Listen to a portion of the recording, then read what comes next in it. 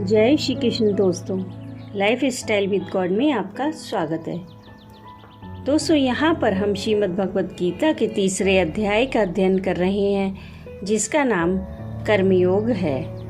आज हम 25वें और 26वें श्लोक का अध्ययन करेंगे। इस प्रकार भगवान ने कर्मों को सावधानी के साथ न करने और उनका त्याग करने के कारण होने वाले परिणाम का अपने उदाहरण से वर्णन करके लोक संग्रह की दृष्टि से सबके लिए विहित कर्मों की अवश्य कर्तव्यता का प्रतिपादन किया। अब भगवान उपर्युक्त लोक संग्रह की दृष्टि से ज्ञानी को कर्म करने के लिए प्रेरणा करते हैं। सक्ताः कर्मण्य विद्वांसो यथा कुर्वन्ति भारत कुर्याद् विद्वांस तथा सक्तः चिकीर्षुर्लोक संग्रहम्। तीसरे अध्याय के 25वें श्लोक में भगवान श्री कृष्ण अर्जुन से कहते हैं कि हे भारत, कर्म में आसक्त हुए अज्ञानी जन जिस प्रकार कर्म करते हैं, आसक्ति रहित विद्वान भी लोक संग्रह करना चाहता हुआ उसी प्रकार कर्म करे। अब पहले समझते हैं यहाँ कर्मणि पद किन कर्मों का वाचक है। अपने अपने वर्ण, आश्रम, स्वभाव और परिस्थिति के अनुसार शास्त्र विहित कर्तव्य कर्मों का वाचक यहाँ कर्मणि पद है, क्योंकि भगवान अज्ञानियों को उन कर्मों में लगाए रखने का आदेश देते हैं एवं ज्ञानी को भी उन्हीं की भांति कर्म करने के लिए प्रेरणा करते हैं। अतएव इनमें निषिद्ध कर्म या व्यर्थ कर्म सम्मिलित नहीं है। यहाँ पर यथा और तथा इन दोनों पदों का प्रयोग करके भगवान ने यह भाव दिखलाया है कि स्वाभाविक स्नेह, आसक्ति और भविष्य में उससे सुख मिलने की आशा होने के कारण माता अपने पुत्र का जिस प्रकार सच्ची हार्दिक लगन और उत्साह और तत्परता के साथ लालन पालन करती है, उस प्रकार दूसरा कोई नहीं कर सकता। इसी तरह जिस मनुष्य की कर्मों में और उनसे प्राप्त होने वाले भोगों में स्वाभाविक आसक्ति होती है और उनका विधान करने वाले शास्त्रों में जिनका विश्वास होता है, वह जिस प्रकार सच्ची लगन से श्रद्धा और विधि पूर्वक शास्त्र विहित कर्मों को सांगोपांग करता है, उस प्रकार जिनकी शास्त्रों में श्रद्धा और शास्त्र विहित कर्मों में प्रवृत्ति नहीं है, वे मनुष्य नहीं कर सकते।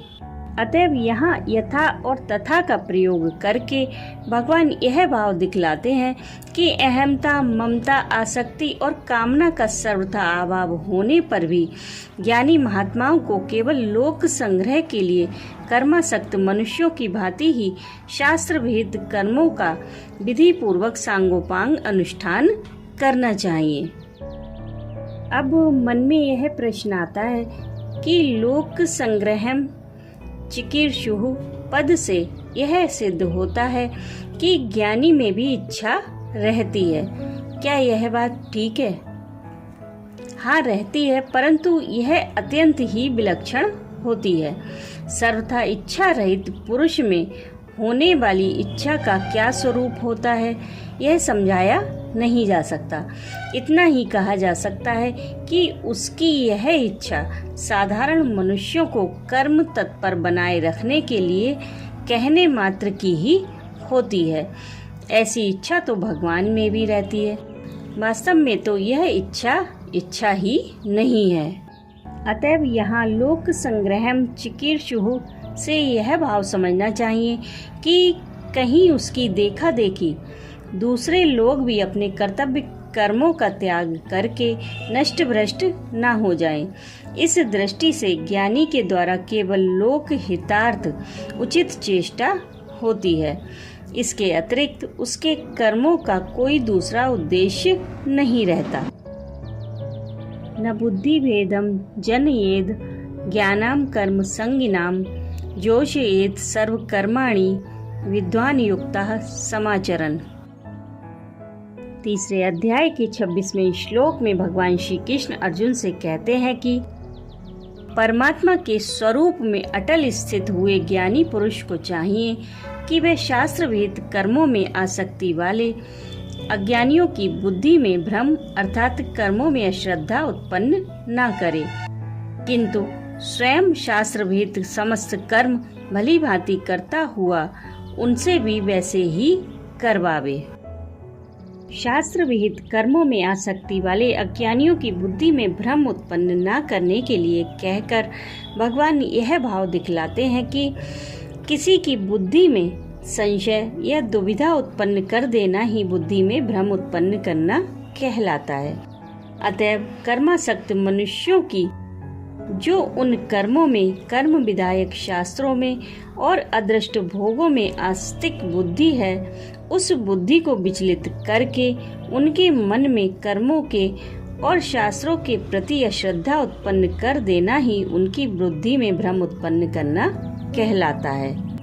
अतः यहाँ भगवान ज्ञानी को कर्मासक्त अज्ञानियों की बुद्धि में भ्रम उत्पन्न न करने के लिए कहकर यह भाव दिखलाते हैं कि उन मनुष्यों को निष्काम कर्म का और तत्व ज्ञान का उपदेश देते समय ज्ञानी को इस बात का पूरा ख्याल रखना चाहिए कि उसके किसी आचार व्यवहार और उपदेश से उनके अंतःकरण में कर्तव्य कर्मों के या शास्त्रादि के प्रति किसी प्रकार की अश्रद्धा या संशय उत्पन्न न हो जाए, क्योंकि ऐसा हो जाने से वे जो कुछ शास्त्रविहित कर्मों का श्रद्धा पूर्वक सकाम भाव से अनुष्ठान कर रहे हैं उसका भी ज्ञान के या निष्काम भाव के नाम पर परित्याग कर देंगे। इस कारण उन्नति के बदले उनका वर्तमान स्थिति से भी पतन हो जाएगा।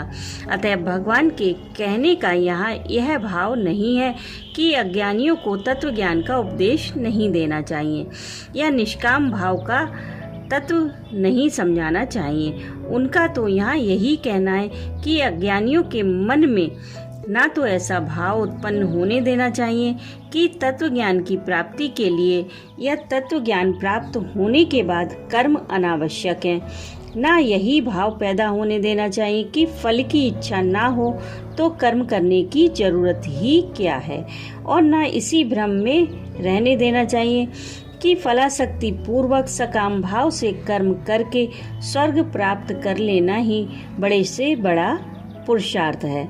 इससे बढ़कर मनुष्य का और कोई कर्तव्य ही नहीं है, बल्कि अपने आचरण तथा उपदेशों द्वारा उनके अंतःकरण से आसक्ति और कामना के भावों को हटाते हुए उनको पूर्ववत श्रद्धा पूर्वक कर्म करने में लगाए रखना चाहिए।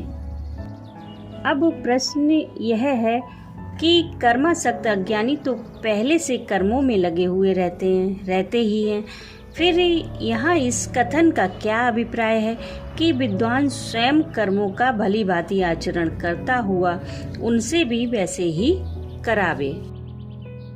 अज्ञानी लोग श्रद्धा पूर्वक कर्मों में लगे रहते हैं, यह ठीक है, परंतु जब उनको तत्व ज्ञान की या फलासक्ति के त्याग की बात कही जाती है तब उन बातों का भाव ठीक ठीक न समझने के कारण वे भ्रम से यह समझ लेते हैं कि तत्व ज्ञान की प्राप्ति के लिए या फलासक्ति न रहने पर कर्म करने की कोई आवश्यकता नहीं है। कर्मों का दर्जा नीचा है, इस कारण कर्मों के त्याग में उनकी रुचि बढ़ने लगती है और अंत में वे मोहवश विहित कर्मों का त्याग करके आलस्य और प्रमाद के वश में हो जाते हैं।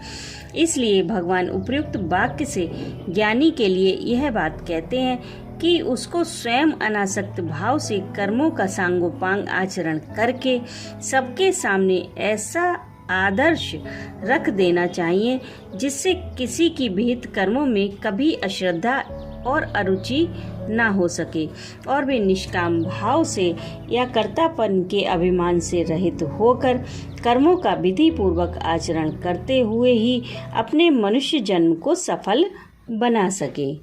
राधे राधे।